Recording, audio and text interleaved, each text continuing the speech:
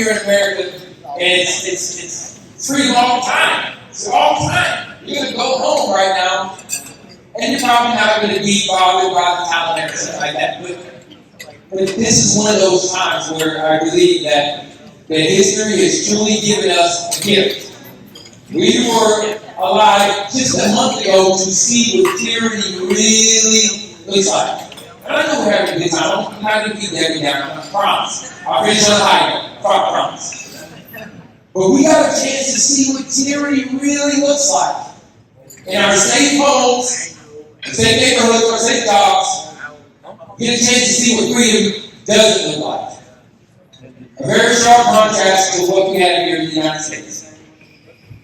It's a gift to be able to know exactly how good freedom really is. Now, don't get me wrong, I know that here in the United States we have a lot to fix. I get it. But at the end of the day, what we have is like none other on the planet. It's paid for by people that are serving right now. And before you do that, please understand that you don't have to raise your right hand and swear to defend the Constitution to serve. You can serve tonight. We just did a fundraiser. You can serve tonight. And making sure that those who are serving. But you need to stop talking so you can listen to this man. Because he has something to say. And you should know better. We're getting you somewhere on the payroll somewhere to sit. We're getting you signed up today. This is exactly why we fight so hard.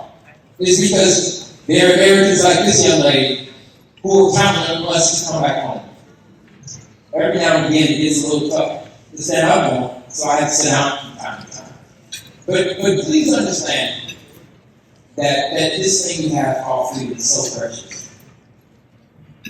10 minutes ago, I went outside in the hallway, and the whole time I'm out there, making sure that I have just the right things to say, I have an interpreter in Afghanistan. He's my interpreter. And this guy is just begging for an opportunity to come back here to come here to the United States. He served us for years. And about a month and a half ago, we leave Afghanistan.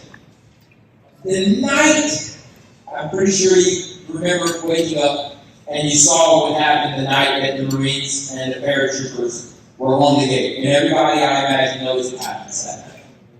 I wake up to find out that as we are telling him what gate to go to get to freedom, to get to what we have every single decade. He sends me these pictures on his phone of what we saw on CNN the next day. And what we take so freely for granted. This young man is risking life and limb to get to a gate to pop on that C-17 that this young airman was just flying 1,032. Did I get it right? 1,032? 1,132 souls on this plane. He was just going to be in that number. He's still calling. Still trying to make. Not so that he can be an American citizen, but just so he can get to what we have here tonight. And who goes over there and provides the freedom that we have? American soldiers, sailors, American Marine Coast Guard. Every single day. Somebody on guard duty tonight. Tonight is a spare night, people in guard duty, and they do it every single day, every single month, every single year. So that the tyranny that my interpreter is trying to escape, we have you every day. And I know it's very hard to describe sometimes. Because when you have freedom, sometimes it's very hard to.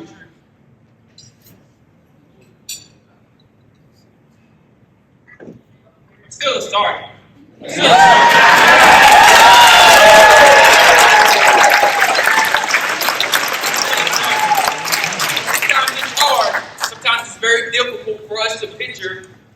what not having freedom feels like. It's very different. It's very different. But tonight, I just want to make sure that you understand that the freedom that we all enjoy is paid for every day. Maybe we get a better mic. I don't know. See. You hear that? No. Yeah. Goes out again. I'm passing back to you. My ice cream cone. So listen, I just want to make sure that you understand this. You don't have to raise your right hand. You don't have to wear fatigues tonight. And you don't have to put on camo on your face to serve. You do that right now. I remember being in Afghanistan. We were on a fob somewhere out in the middle of nowhere. And this is how committed this organization is.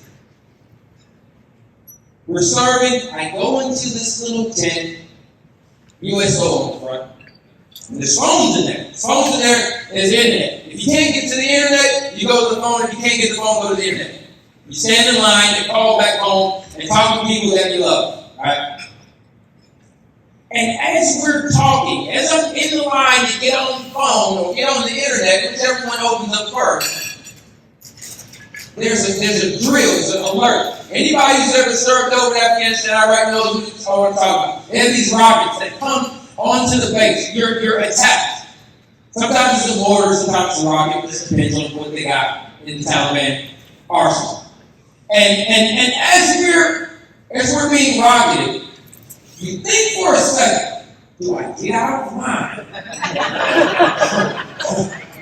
or do I stay in line and maybe go all the way up to the front and maybe the rocket won't hit today? Maybe it won't hit tonight. Maybe it will. But as I'm thinking about am I going to get out of line or not, I look over to my left and I see USO personnel right there in line, just as in danger as I am. As good as a rifle is, as good as bullets are, it's not going to protect you from the rifle. Neither do they have bullets, guns, rifles, none of that. They're over in the same combat zone we are in. And tonight, if you're ever wondering, is this organization real? Are they really doing what they're supposed to do? They have people that are serving right beside us in combat zones as we speak. If that's not worth supporting, please tell me an organization that is more committed than that. Someone tonight tell me if there is an organization that's more committed than that, maybe the Red Cross, maybe, but these people are definitely on our team. And they're there every single deployment. For the last 4 or 5 combat missions that we've all been in. Who's more committed than that? What's more worthy of your contribution to that? I will tell you, not only were they there for the combat, I stepped on an IED in Afghanistan. I lose both my legs. This is a short version. I lose both my legs.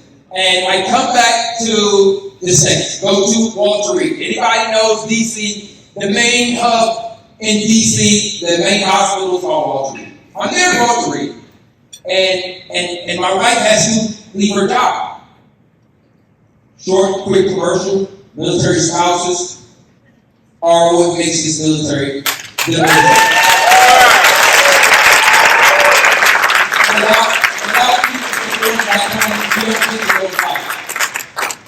Can't fight with a clear conscience knowing that there's stuff going on back home. Military spouses are the real fighters in this game.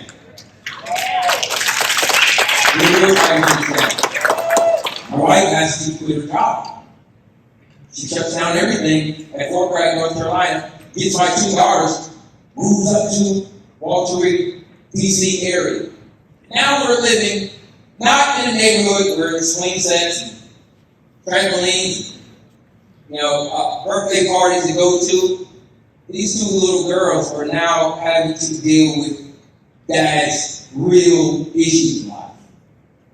And they're living not in a house with a playground, but they're living in a government building. Right?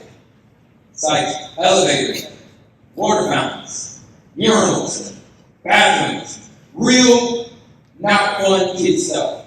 But along comes a lady that says, hey, in a little while, they're going to be building a USO facility right over there, right behind where you're living at.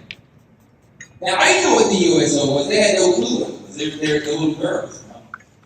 But as they're building it, we're seeing them building it, and it's getting bigger and bigger. A week before it opens up, my daughters, me, said, hey, I'm going to get these kids out of the house just a little while, give you some me time. I'm thinking this is what husbands do. They give wives me time, right? That's what we do. We put that on our like board. Guys spoke out their chest that I gave my wife me time today. That's what we do. So ladies, if you do have a husband that's giving you me time, trust and believe. He's putting that at the top of, hey, I did this. Remember this. This counts. This counts. I'm taking the kids in the wheelchair, keep in mind, in the wheelchair, I'm taking the kids over to the new USO facility. It's really not even open up right now, but I'm going to sneak in there. Maybe they'll feel sorry for me. They'll open up the doors because I got a wheelchair. I wheel in there, and the lady says, wait, Sergeant. Wait, we're not really open up yet, but you can come in and just take a look around. We can't keep you in here. It's a surprise. All that stuff is surprise. Now, my daughters have no clue what a USO is. They have no clue what the USO does. They have no clue. From that moment, we go in there, and these two little girls see two very important things. Number one, they have a kitchen over there, and they have a soda machine. Now keep in mind, you're in the hospital, you're not getting soda all the time. They're not getting snacks. We kept them away from a whole lot of junk food. They see a soda machine, and it's not a vending machine, it's a soda fountain. And they look at me with those puppy dog eyes and say, can we just go get a Sprite, please? I couldn't tell them no. They run over to the Sprite machine, and they charge their glasses up, and they're just dancing and running around. Now keep in mind, these are little girls who lived inside of an army barracks for the last year. Their eyes light up. And for one moment, I feel like what has happened to me for just a second didn't happen to them. For just a second, what happened to me, I didn't feel guilty for just a little while because the USO came along and made it right. Made these little girls have just a good time for just one afternoon. It wasn't even open yet. They turn around and they see granola bars with chocolate chips in them, and they go and have another great moment. I'm like, USO did it again. See, what you may not understand is that sometimes maybe the greatest gifts are not, the care packages, which they are great. But the true essence of what you do is you bring a little bit of calm in the storm. You know? Everybody that's ever been in an appointment has been in that little USO tent. It's just a second of having America right there in the combat zone. And if you've never been shot at before by enemy, having a little bit of America, when the bullets are going by, it goes long ways. It goes long ways. Makes you fight a little bit harder. Because you got something to come back to. You got something to come home to live for.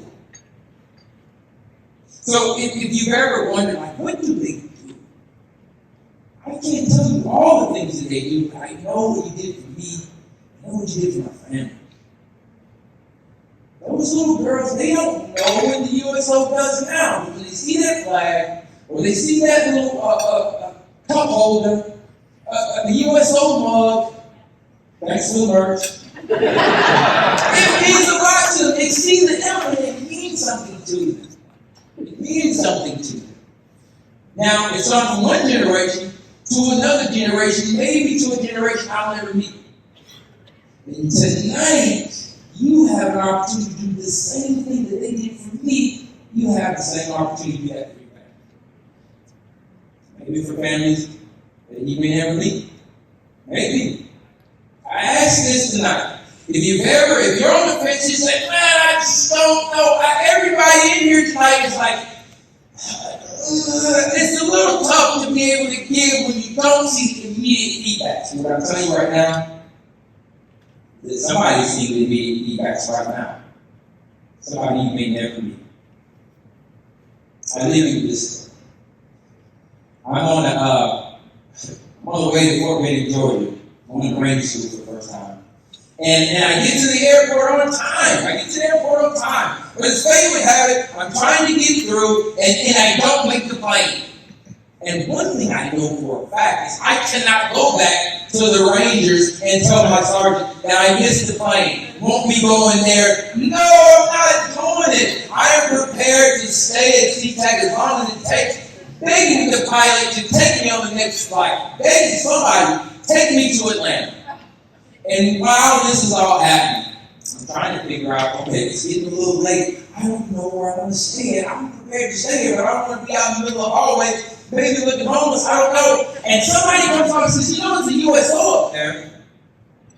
I said, what? What do you mean it's a USO? Yeah, go up there. You got your ID card? Yeah. It's people up there right now. You just sign in. This is the first time I'm meeting me. This is the first time I'm finding out from the USO. And they saved me from getting probably push-ups to death. Because sure enough, if I had to come back to the Rangers and tell them I missed this plane, everybody who's ever done push-ups before knows it's not just one push-up that you do when you're in trouble. You do a whole lot of them. And you don't do it till you get tired. You do it till what? They get tired. That's right. You do it till they get tired. So I'm in this USO looking around and this plane is there. My plane didn't take off the next morning.